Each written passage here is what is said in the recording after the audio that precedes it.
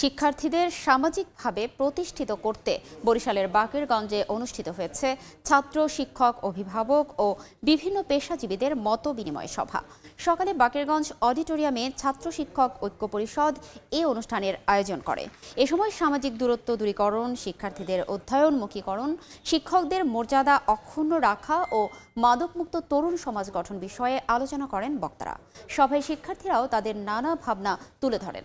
এটির মাধ্যমে আমরা শিক্ষকদের সাথে ভালো সম্পর্ক স্থাপন করতে পারবো এবং আমরা সঠিকভাবে শিক্ষার বিকাশ করতে পারবো। মতবিনিময় সভায় ছাত্র শিক্ষক ঐক্য পরিষদের আহ্বায়ক ফজলুর রহমান মোল্লার সভাপতিত্বে সভায় প্রধান অতিথি ছিলেন বাকেরগঞ্জের উপজেলা নির্বাহী অফিসার রোমানা আফরোজ।